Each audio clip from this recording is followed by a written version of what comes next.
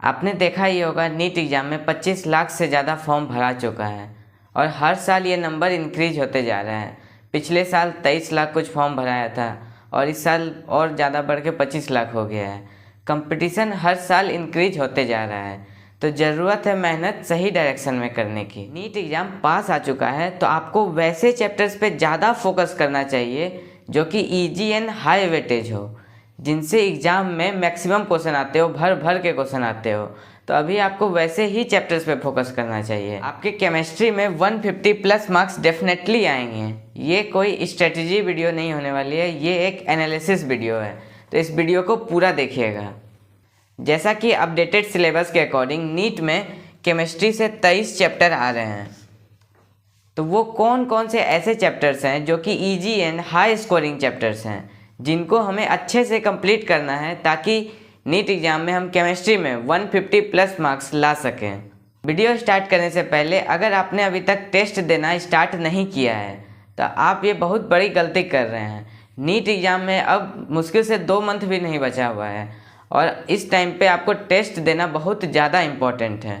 अगर आपको समझ नहीं आ रहा है कि कौन सा टेस्ट दे, ऑनलाइन दे, ऑफलाइन दे, या कौन सा ऐसा टेस्ट सीरीज है जो कि प्योरली एनसीईआरटी बेस्ड हो और नीट सिलेबस जो अपडेटेड है उसके अकॉर्डिंग हो, तो एक एडुकार्ट का टेस्ट सीरीज है जो कि अपडेटेड नीट सिलेबस के अकॉर्डिंग है।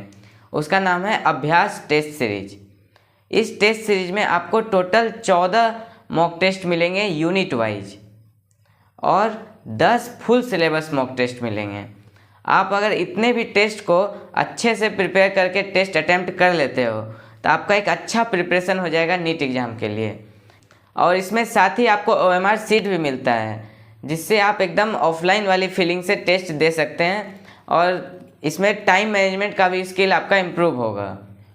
ये टेस्ट सीरीज एडुकार्ट का है और इस टेस्ट सीरीज को बहुत ही experience teacher Shiv Pahuja ma'am ने खुद से डिज़ाइन किया है। और न्यू टॉपिक जो ऐड हुए हैं इस बार सिलेबस में, उसके लिए आपको एक एक्स्ट्रा सप्लीमेंट्री बुक भी मिलता है इसमें, तो आप लोग डेफिनेटली इसे एक बार चेक कीजिएगा। और मंडे से इसमें 40% का ऑफ़र भी चल रहा है, 40% ऑफ है, तो एक बार आप जाकर देखिएगा, लिंक डिस्क्रिप्शन बॉक्स में है। तो अपने टॉपिक पे वापस आते हैं। तो पहला चैप्टर है मोल कॉन्सेप्ट। मोल कॉन्सेप्ट से लगभग हर साल 3 से 4 क्वेश्चन आ ही जाते हैं और ये एक बहुत ही इम्पोर्टेंट एंड बेसिक चैप्टर है बाकी सब चैप्टर के लिए। और इस चैप्टर में इम्पॉर्टेंट टॉपिक बोले तो जैसे मोल फाइंड करने वाले क्वेश्चन, नॉर्मेलिटी, मोलैरिटी, मोलैलिटी, ये सब जो फॉर्मूला बेस्ड क्वेश्चन है, सिंपल एक एक फॉर्मूला वाला जो है, इस टाइप का एकदम सिंपल क्वेश्चन एग्जाम में आता है, टू द पॉइंट, एकदम फॉर्मूला में पुट करो आंसर निकल जाएगा। तो इस तरह के आप जितने भी फॉर्मूला हैं उन सभी फॉर्मूला को आप एक सीट में लिख के उसको बार बार याद कीजिए, प्रैक्टिस कीजिए उस पर क्वेश्चन और उस फॉर्मूला को याद कीजिए। Limiting reagent, molecular formula, empirical formula, ये सब इंपॉर्टेंट है, इस पर भी क्वेश्चन प्रैक्टिस आप कर लीजिएगा। और दूसरा जो easy and high scoring chapter है वो है स्ट्रक्चर ऑफ एटम। इससे भी लगभग 3 क्वेश्चन आ ही जाते हैं।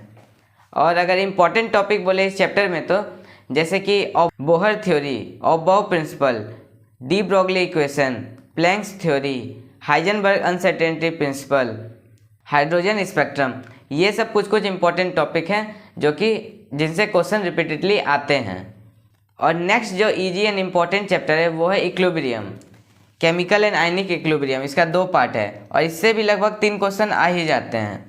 तो इंपॉर्टेंट टॉपिक बोले तो जैसे pH calculation, common ion effect, Le Chatelier principle, buffer, solubility product, ये सब कुछ कुछ इसमें इंपॉर्टेंट टॉपिक है जो कि रिपीटेडली इस पे क्वेश्चन आते हैं।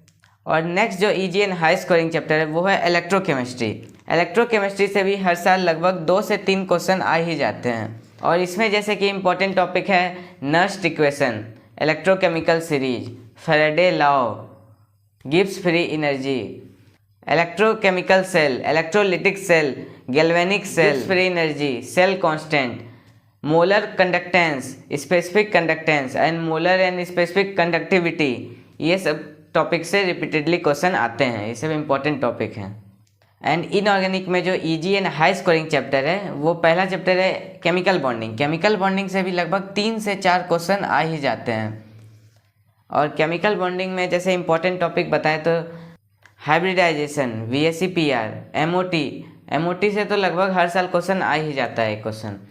और उसके बाद फजांस रूल, एसिड बेस का जो कंपेयर करने वाला था वो बहुत इंपॉर्टेंट है, वो आता है। Lattice energy, hydration energy, hydrogen bonding, ये सब इंपॉर्टेंट टॉपिक है जिससे कि रिपीटेडली क्वेश्चन आते हैं। चैप्टर है पी ब्लॉक। पी ब्लॉक भी बहुत एक इम्पॉर्टेंट चैप्टर है, इससे भी लगभग 4 क्वेश्चन आ ही जाते हैं।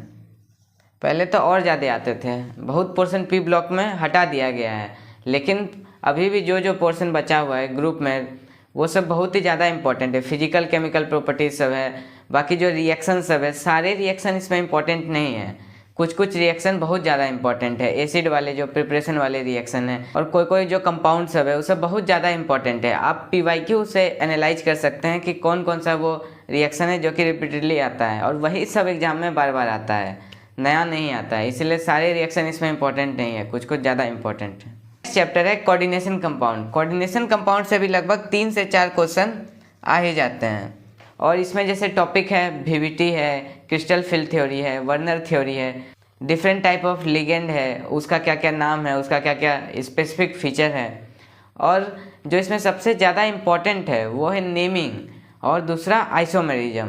ये 2 ऐसा टॉपिक है जिससे क्वेश्चन रहता ही रहता है।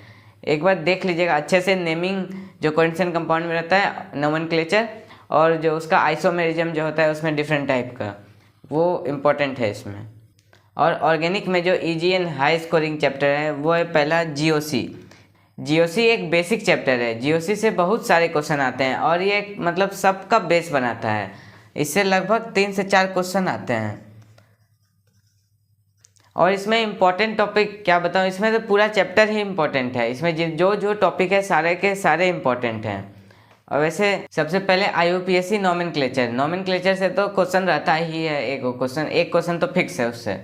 और उसके बाद आइसोमेरिज्म, डिफरेंट टाइप ऑफ जो आइसोमेरिज्म है वो सारे के सारे इंपॉर्टेंट है। उसके बाद जो डिफरेंस बहुत सारा इफेक्ट है, जैसे inductive effect, hyper conjugation, resonance, mesomeric effect, और एरोमेटिसिटी, और एसिडिक एंड बेसिक कैरेक्टर का जो आता है ऑर्डर में अरेंज करने, ये सब बहुत ज़्यादा इंपॉर्टेंट है। नेक्स्ट चैप्टर है हाइड्रोकार्बन। हाइड्रोकार्बन से भी लगभग 3 क्वेश्चन आता ही है, और इस चैप्टर के कॉन्सेप्ट ऑर्गेनिक के बाकी चैप्टर्स में भी यूज होते हैं। और इसमें जैसे कि अल्केन, अल्कीन, अल्काइन का प्रिपरेशन, मोड ऑफ प्रिपरेशन क्या क्या है और उसका रिएक्शन क्या क्या है, ये सब इंपॉर्टेंट है। और ऑर्गेनिक के जितने भी चैप्टर हैं उन सारे चैप्टर्स के जो नेम रिएक्शन है वो बहुत ही ज़्यादा इंपॉर्टेंट है। बस इसी चैप्टर्स के नहीं, बाकी जितने भी चैप्टर्स हैं उन सारे चैप्टर्स के नेम रिएक्शन इंपॉर्टेंट हैं। और नेक्स्ट इजी चैप्टर है बायोमोलिक्यूल्स। बायोमोलिक्यूल्स से भी लगभग 2 क्वेश्चन रहता ही है। ये भी मैक्सिमम थ्योरी वाला पोर्शन ही है, इजी है, आप आसानी से कवर कर सकते हैं। और नेक्स्ट चैप्टर है halo alkane and hello arene. इससे भी लगभग 2 से 3 क्वेश्चन रहता ही है। और इस चैप्टर में इंपॉर्टेंट टॉपिक जैसे कि मेथड ऑफ प्रिपरेशन और उसका रिएक्शन, और नेम रिएक्शन जैसे कि Sandmeyer reaction, Gattermann reaction, Balz Schiemann reaction, ये सब बहुत ज़्यादा इंपॉर्टेंट है। और नेक्स्ट चैप्टर है aldehyde, ketone and carboxylic acid. इस चैप्टर से भी लगभग 4 क्वेश्चन आ ही जाते हैं। ये भी बहुत ज़्यादा इंपॉर्टेंट टॉपिक है।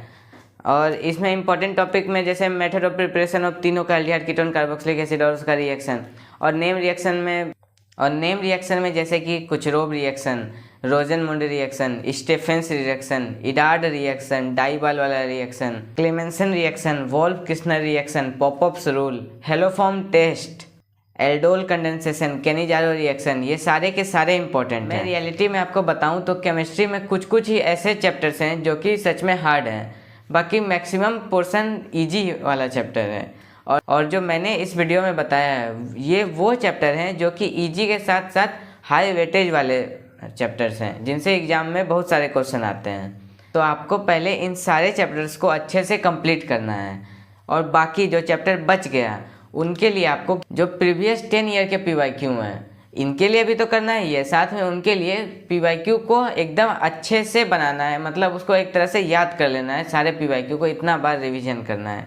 PYQ 10 ईयर्स के सारे चैप्टर्स के आपको अच्छे से टिप्स पे होने चाहिए। रिवीजन के लिए मैं आपको बता देता हूँ कि फिजिकल को आपको कैसे रिवाइज करना है। फिजिकल के लिए आप फॉर्मूला शीट से रिवीजन कीजिए। अगर आपने अभी तक नहीं बनाया फॉर्मूला शीट तो जल्दी से उस चैप्टर्स के जो जितने सारे फार्मूला हैं उन सारे फार्मूला को एक पेज में लिख के सारे चैप्टर्स के इस तरह के बनाइए और उससे ही रिवीजन कीजिए, सारे फार्मूला को याद कीजिए। और इनऑर्गेनिक के लिए आप एनसीईआरटी से ही पढ़िए, एनसीईआरटी को जो आपने हाईलाइट किया है अभी तक पढ़ के उसे ही बार बार पढ़िए। और ऑर्गेनिक के लिए जो आपने शॉर्ट नोट्स बनाए हैं उनसे पढ़िए और उनसे ही बार बार रिवीजन कीजिए। और अगर आपने अभी तक शॉर्ट नोट्स नहीं बनाया है तो मैंने अपने टेलीग्राम आईडी पे ये सारे शॉर्ट नोट्स अपलोड किए हुए हैं, आप एक बार जाके ज़रूर देखिएगा। ऑर्गेनिक के तो सारे चैप्टर्स के अपलोड कर दिए हैं, आप एक बार टेलीग्राम चैनल जाके ज्वाइन कर लीजिएगा। तो अच्छे से प्रिपरेशन करते रहिए। All the very best. And competition increase हो रहा है, इस बात को याद रखिएगा, लेकिन इससे टेंशन नहीं लीजिएगा, अपना फुल इंटेंसिटी से मेहनत कीजिएगा।